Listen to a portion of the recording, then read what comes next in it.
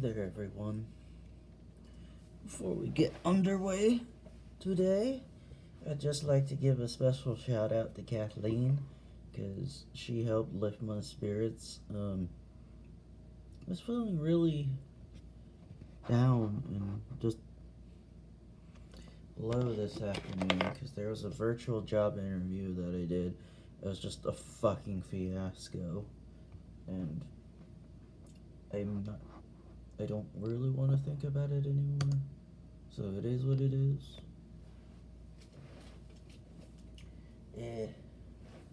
Today we're going to follow a little bit of a different format. I'm going to read something that Elle has requested.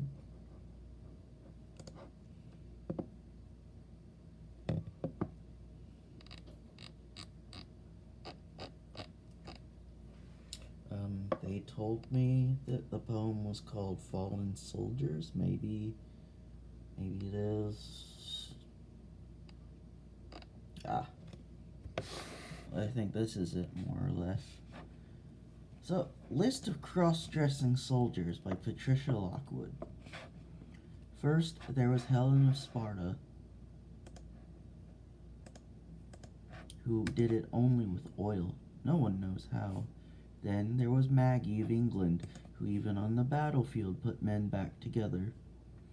And then there was Rose of the deepest south, who stood up in her father's clothes and walked out of the house, and herself. Disguised women were always among them. They badly wanted to wear blue, they badly wanted to wear red, they wanted to blend with the woods or ground. Together with men, they were blown from their pronouns. Their faces, too, were shot off, which were then free of their bodies. I never had any dolls. I only had soldiers. I played soldier from the minute I was born, dropped my voice down almost into the earth, wore bandages where I didn't need them, was finally discovered by the doctor, was finally discovered at the end. Someone thought long and hard how to best make my brother blend into the sand. He came back, and he was heaped up himself like a dune. He was twice the size of me. His sight glittered deeper in the family head. He hid among himself and slid and stormed and looked the same as the next one, and was hot and gold and somewhere else. My brother reached out his hand to me and said, "They should not be over there. Women should not be over there." He said, "I watched people burn to death. They burned to death in front of me."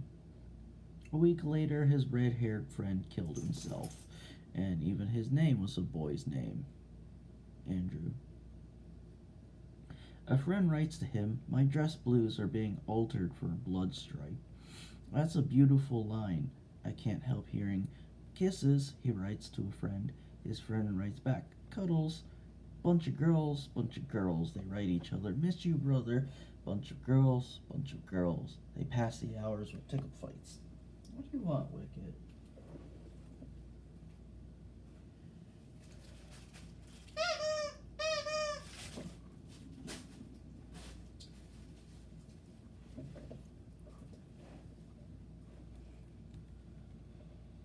They grew their mustaches together. They lost their hearts to local dogs. What a bunch of girls. I sent my brother nothing in the desert because I was busy writing poems, deciding one by one where the breath commas went, or else it would not stand and walk. This was going to be a poem about release from the body. This was going to be a poem about someone else, maybe even me. My brother is alive because of a family capacity for little hairs rising on the back of the neck. The night the roadside bomb blew up, all three sisters dreamed of him. There, I just felt it, the family capacity. My brother is alive because the family head sometimes hears a little voice. I had been writing the poem before the boy died. It then did not seem right to mention that burn means different things in different bodies. I was going to end the poem with a line about the grass. but they were in the desert, and I was in the desert when I thought about them, and no new ending appeared to me. I was going to write the hill that they died on was often a woman wearing the greatest uniform of war, which is grass. I know my little brother's head. The scalp is almost green where the hair is shortest. I know my little brother's head, and that is where the ending lives. The one that sends the poem home and makes grass stand up on the back of the neck and fits so beautiful no one can breathe. The last words live in the family head, and let them live in there a while.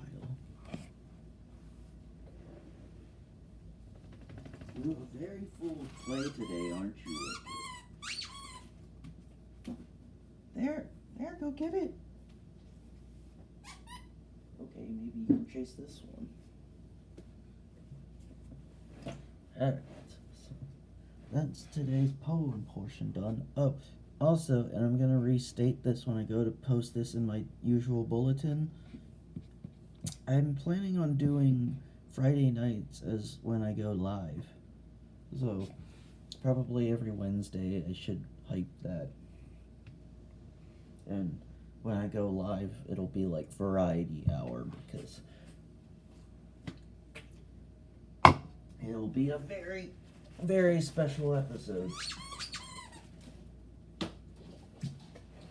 where we can all interact and see each other with videos and sing songs and tell ghost stories and roast marshmallows, metaphorically, of course, because we still can't do it in person, although we could. If only we weren't separated by arbitrary boundaries and time zones. I mean, why do time zones even exist? Time is an illusion. It's a human construct, made up bullshit to help us get through this realm of existence. I don't know, that's enough ranting from me. Bunk. Bunk, bunk.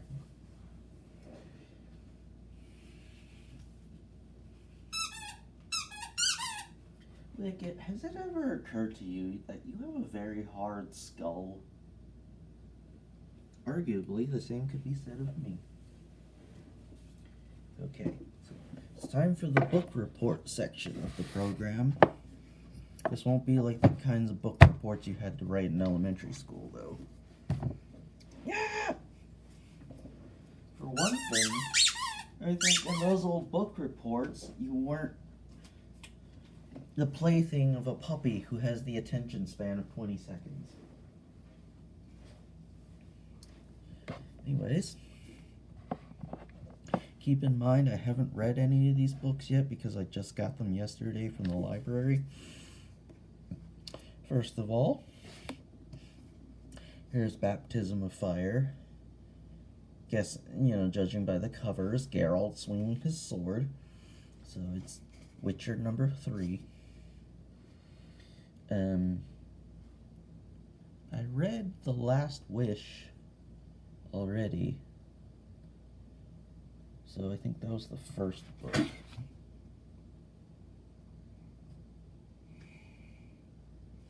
Unless Blood of Elves. I'll have to look up what the order is. Actually, maybe. Let's see. The Last Wish, Blood of Elves, Time of Contempt, Baptism of Fire. So this one is Towers.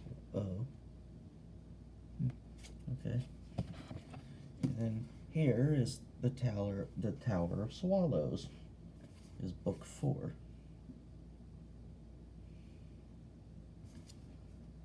So is it Baptism of Fire?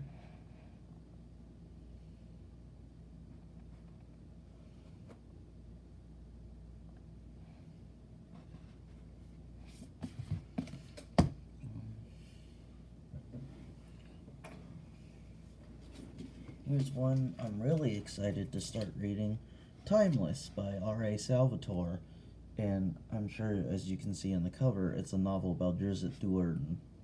Drizzt? Never quite sure how to pronounce it. About 13, 14 years ago, I read 2 parts of the Hunter's Blades trilogy, The Thousand Orcs and the Lone Drow. But I don't think I ever finished reading the third one or was even able to find it. So maybe I'll be able to listen to the audiobooks for it. But, okay. This is another book from the library hall. It's called The Forsaken Throne. It belongs to the King Fountain series, which I had never heard of before. Apparently this is book 3, so reading it backwards is going to be interesting because the other one I found was book 2. And it's in my car. I hope I left it in my car. Knowing me, I checked it out at the library and then didn't take it with me when I left, or I dropped it because I was an idiot and didn't have a bag.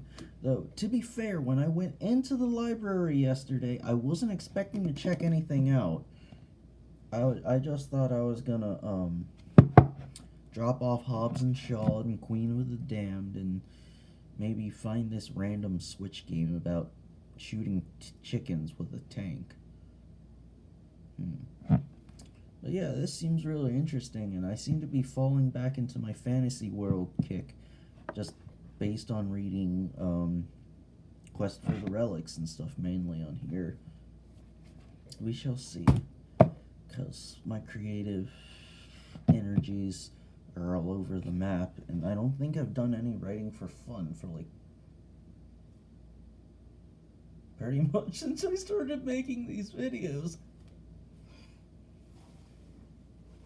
So, that other book I'll probably include in tomorrow's video once I figure out where the fuck I put it. Here's one that I've been making my way through for several months. It can be hard to see because of the glare from my lamp. It's called How to Fight, and it's written by Thich Nhat Hanh. So, yeah, he's a Zen teacher. And I found one of his books a long time ago called Going Home, Jesus and the Buddha as Brothers. And it was just a dialogue between them. That was a really good book. So, yeah. Each chapter of this book is a short meditative essay on dealing with anger and how to interact with people when they piss you off without like resorting to shouting or violence, which I thought was really applicable because my temper is something that I've been trying forever to curb, but I still don't deal with frustration or insult very well. Here's another one that I've been steadily working my way through. I think based on where the bookmark is, I'm roughly halfway, maybe a little bit more halfway. I got both of these from the Curious Iguana in Frederick, so if you're ever out that way, please check it out because it's a really small indie bookstore and it's really neat. So I picked this up because, you know, when I was in the midst of writing in the House of the Dragonfly, which I need to go back to, I started just hunting down and devouring whatever stuff I could, mainly fiction-wise, by Asian American authors, and this one caught my eye because it seemed timely, so I'm going to read the premise. In the wake of the police shooting of a black teenager, Los Angeles is as tense as it's ever been since the unrest of the early 1990s. But Grace Park and Sean Matthews have their own problems. Grace is sheltered and largely oblivious, living in the valley with her Korean immigrant parents, working long hours at the family pharmacy.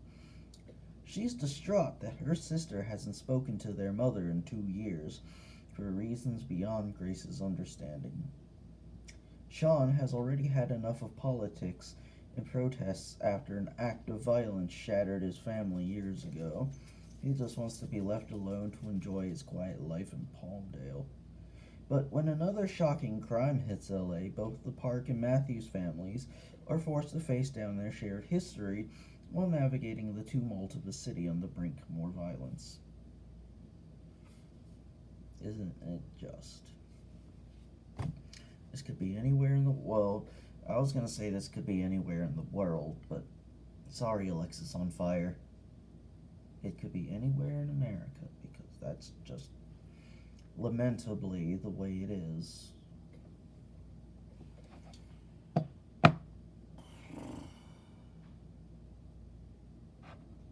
And I think that's all I've got for today. And no, you know, compared to other recent entries, this has been pretty short.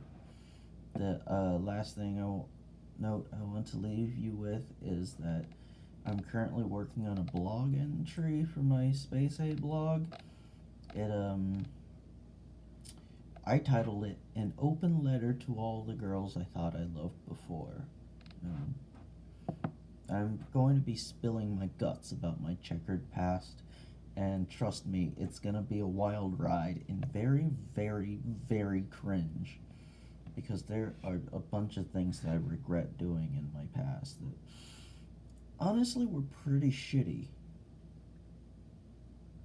But just come along with me, because this is gonna be a bittersweet walk down memory lane. So yeah, ta.